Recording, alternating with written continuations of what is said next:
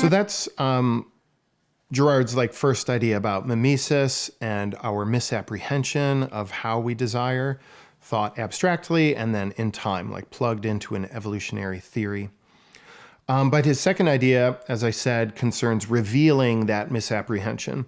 And his abstract idea, generally speaking, is that this misapprehension, this misunderstanding of our desires, our propensity to sacrifice the innocent and consider ourselves innocent.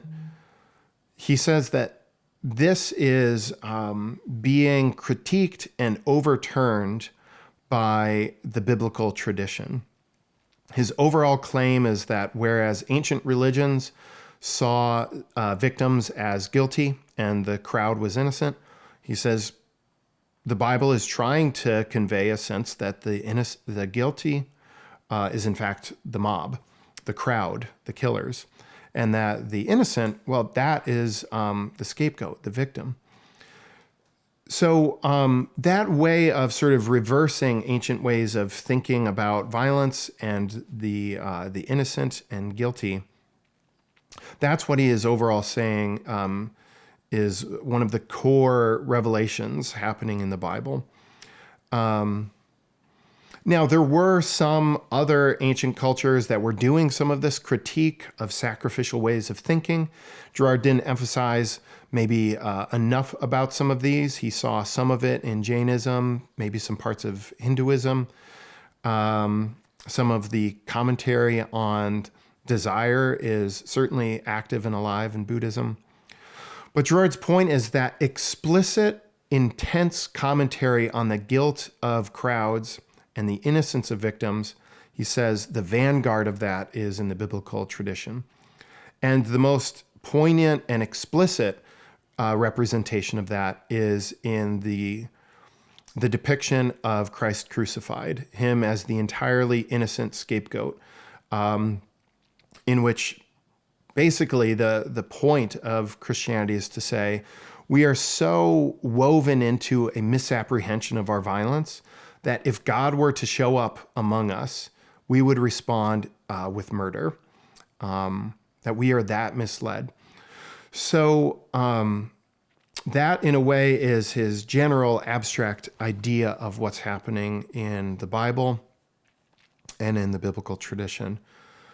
But he plugs that into time by saying the danger then about this was foretold a little bit by Nietzsche in the last century.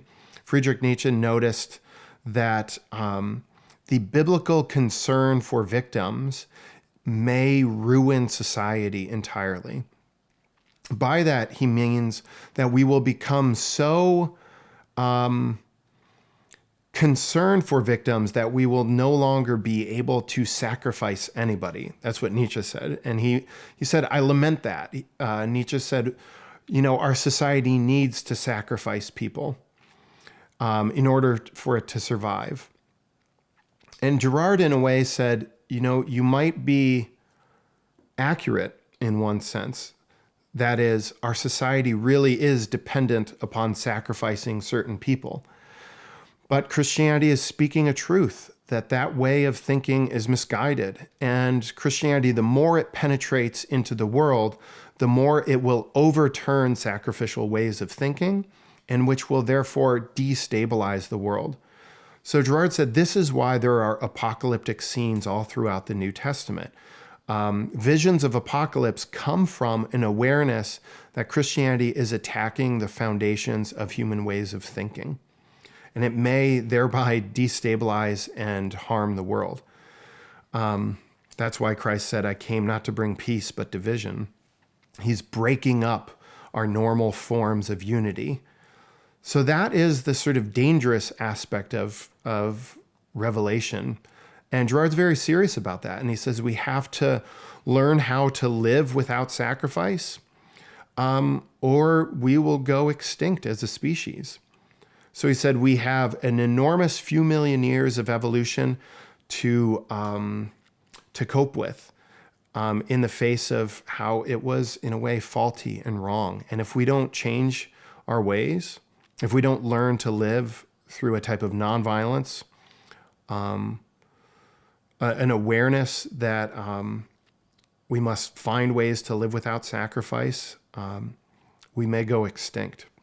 So that's Girard's, sort of second idea plugged into the last 2,000 years of time.